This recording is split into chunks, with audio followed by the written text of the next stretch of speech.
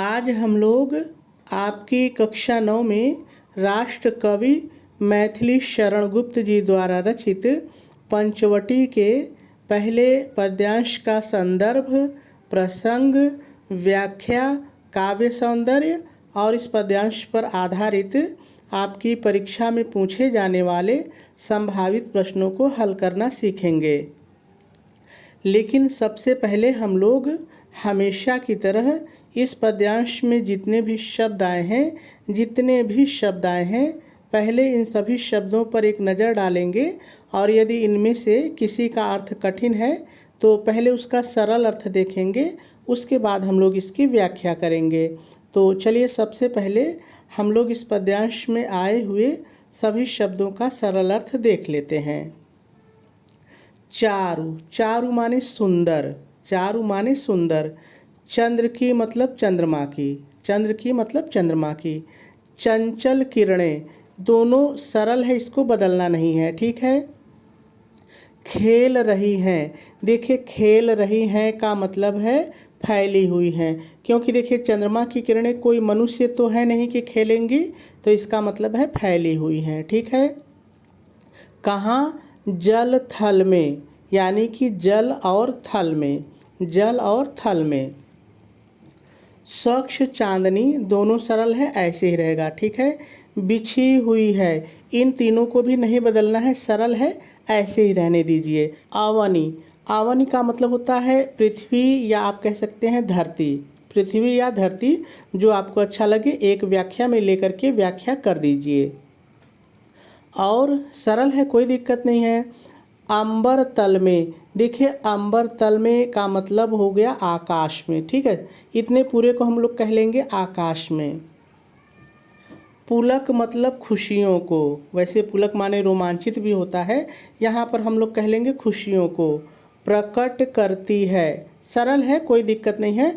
वैसे प्रकट का मतलब होता है व्यक्त करना, लेकिन प्रकट ही सरल है, ऐसे ही रहने दीजिए। तो अपनी खुशियों को कौन प्रकट करती है? धरती, ठीक है, सरल है, ऐसे रहेगा। हरित मतलब हरी हरी, हरित मतलब हरी हरी। तृणों के मतलब घासों के, तृणों, तृण माने घास होता है, तो तृणों के मतलब घासों के। नोकों से मतलब नुकीले भागों से, देखिए घास जब उगती है तो ऊपर का जो हिस्सा होता है नुकीला होता है, तो उसी के लिए आए नोकों से मतलब नुकीले भागों से। मानो सरल है, ऐसे कोई दिक्कत नहीं है। झूम रहे हैं, तीनों शब्द सरल है।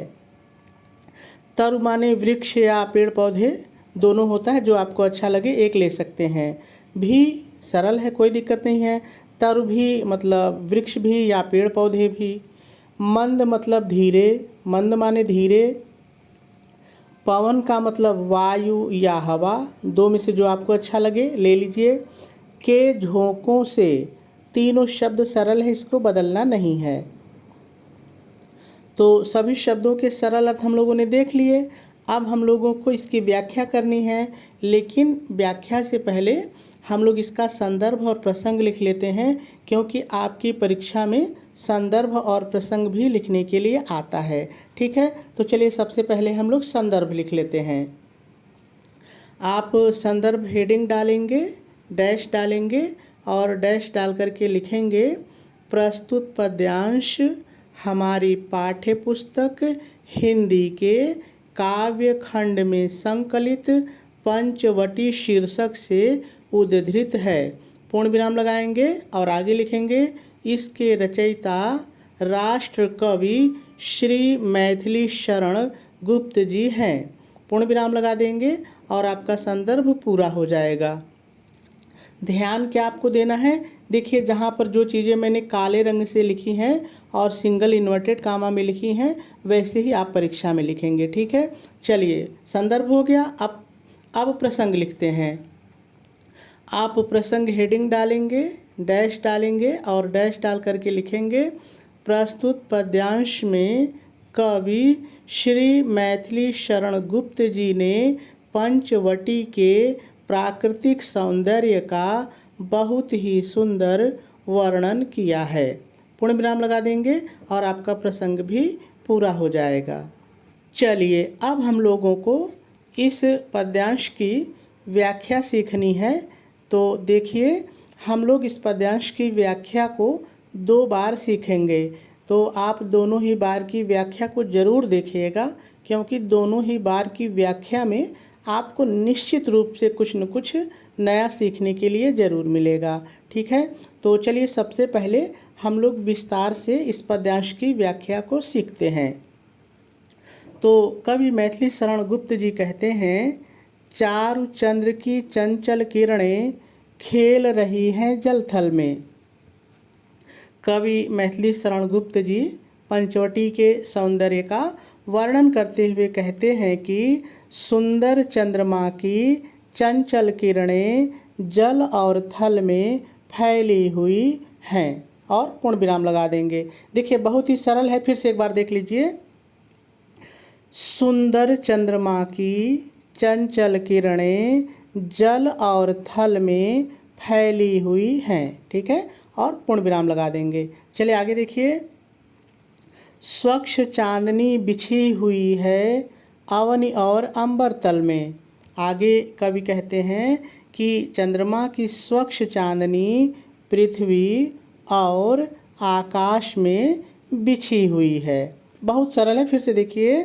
चंद्रमा की स्वच्छ चांदनी पृथ्वी और आकाश में बिछी हुई है।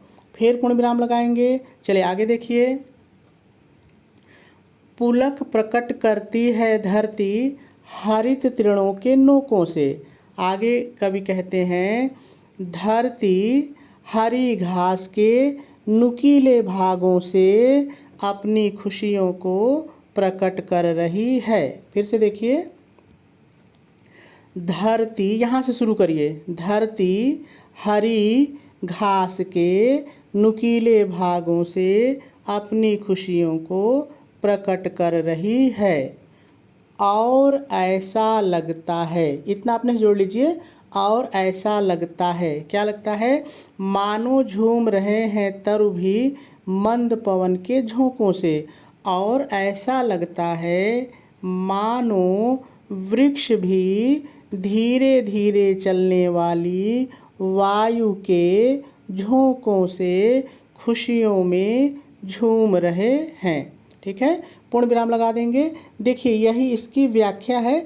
चलिए अब हम लोग एक एक शब्दों का प्रयोग करके इसकी व्याख्या को सीखते हैं। सबसे पहले आप व्याख्या हेडिंग डालेंगे, डैश डालेंगे, और डैश डाल करके पहले थोड़ा सा आपको अपनी तरफ से जोड़ करके लिखना पड़ेगा। आपको अपनी तरफ से क्या जोड़ करके लिखना पड़ेगा, ध्यान से सुनिए। प्रस्तुत पद्यांश में कवि श्री मैथिली शरण गुप्त जी पंचवटी के प्राकृतिक सौंदर्य का वर्णन करते हुए कहते हैं कि, अब आ जाइए पद्यांश पर। कहते हैं कि सुंदर चंद्रमा की चंचल किरणें जल और थल में फैली हुई हैं। पूर्ण विराम लगाएंगे और आगे लिखेंगे, चंद्रमा की, इतना आपने जोड़ लीजिए, चंद्रमा की स्वच्छ चांदनी धरती और आकाश में बिछी हुई है। फिर पूर्ण विराम लगाएंगे और आगे लिखेंगे, धरती हरी घासों के नुकीले भागों से अपनी खुशियों को प्रकट कर रही है।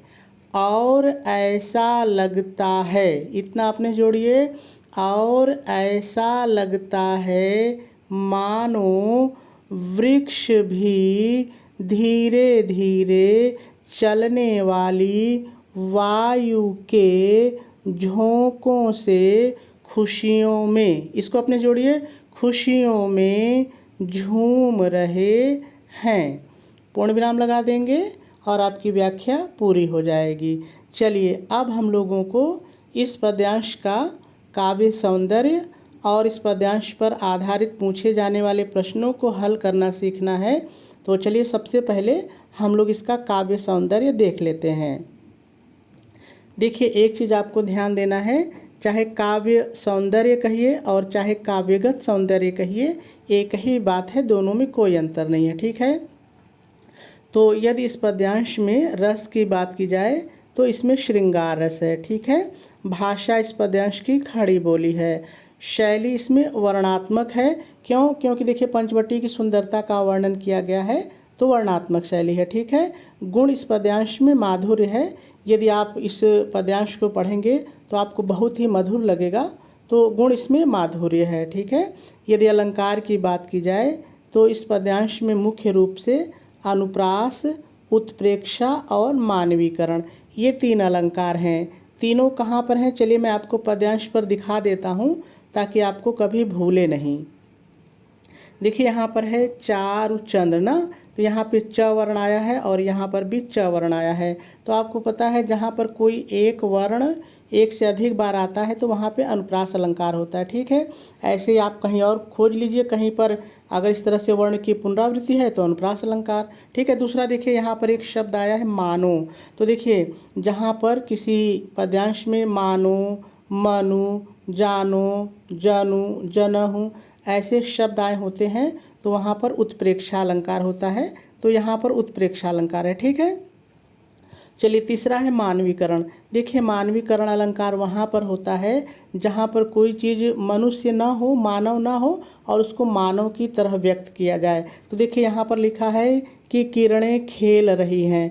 तो देखिए खेलता तो आदमी है ना, किरणें क्या खेलेंगी, लेकिन ऐसे लग रहा है जैसे किरण कोई मनुष्य है, तो यहाँ पर किरण का मानवीकरण किया गया है। ठीक है। यहाँ पर देखिए कहा जा रहा है कि जो धरती है वो हरी हरी घासों से अपनी खुशियों को व्यक्त कर रही है। तो देखिए खुशी तो मनुष्य व्यक्त करता है, धरती थोड़ी, धरती तो निर्जीव है, लेकिन धरती को ऐसे प्रकट किया जा रहा है जैसे वो मनुष्य है, अपनी खुशी व्यक्त कर रही है। तो यहाँ पर हमको मानवीकरण अलंकार मिल रहा है। ठीक है। अब देखिए यहाँ पर ये कहा जा रहा है कि पेड़ पौधे खुशियों में झूम रहे हैं। तो पेड़ पौधे क्या खुशी में झूमेंगे? खुशी में तो मानव झूमेगा, तो यहाँ पर पेड़ पौधों का मानवीकरण किया गया है। तो इस तरह से यहाँ पर मानवीकरण अलंकार है। ठीक है।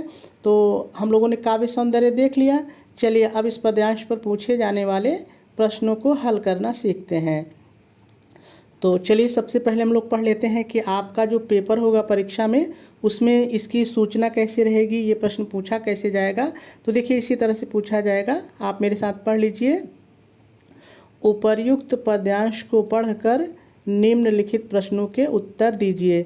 और आपके पेपर में जो भी पद्यांश दिया रहेगा उसके नीचे इसी तरह से 3 प्रश्न रहेंगे और उनके उत्तर आपको लिखने होंगे। ठीक है। तो चलिए यहाँ पर जो 3 प्रश्न हैं हम लोग उसको हल करना सीखते हैं।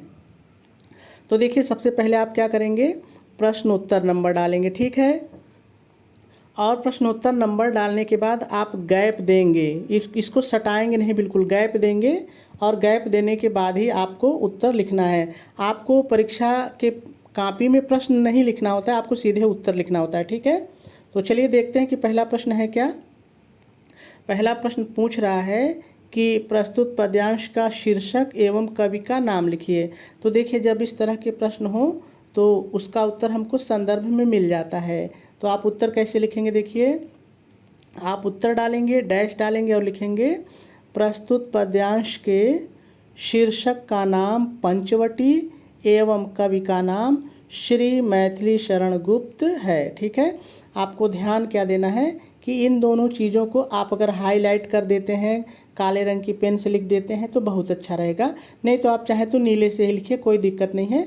लेकिन अगर कॉपी हमारी अच्छी लगे उसके लिए आप थोड़ा सा इतना कर देंगे तो ज़्यादा अच्छा रहेगा।